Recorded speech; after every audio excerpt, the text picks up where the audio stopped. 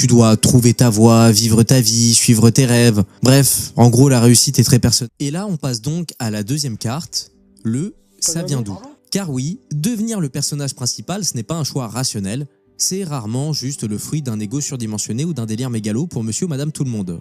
Et c'est plutôt le résultat d'un environnement qui pousse chacun à se voir comme si il était au centre du monde. Et dans cette recette, on peut d'abord trouver une cuillère à café de contexte culturel.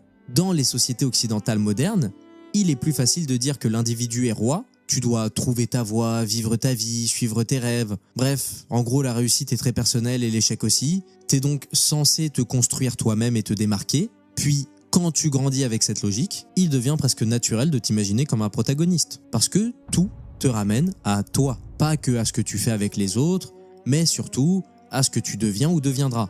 Et en miroir, dans les sociétés plus collectivistes, on valorise plutôt les rôles sociaux, les appartenances et l'harmonie avec le groupe. Je vais pas citer l'exemple auquel on pense tous et où je vis actuellement depuis 2 ans, mais c'est vrai que quand on est dans ce genre d'endroit, l'identité est distribuée et t'existes dans un tissu. Alors que chez nous, si t'es pas spécial, t'as l'impression d'être rien.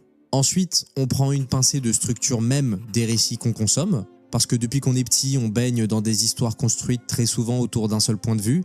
Un héros, un enjeu, une transformation, bref, quelqu'un qui traverse l'adversité avec d'autres personnages qui sont là pour nourrir sa trajectoire. C'est le schéma narratif dominant des films, séries, jeux vidéo, je te fais pas de dessin. Et forcément, à force d'en ingérer, on se met à voir notre propre vie à travers ce filtre. Chaque événement devient un arc narratif, ou encore, chaque personne qu'on ne connaît pas, un PNJ. Et attention, je diabolise pas ça, je fais juste une constatation. Et puis enfin, si on met tout ça dans le four du grand amplificateur, c'est-à-dire les réseaux sociaux, où là, non seulement tu racontes ton histoire,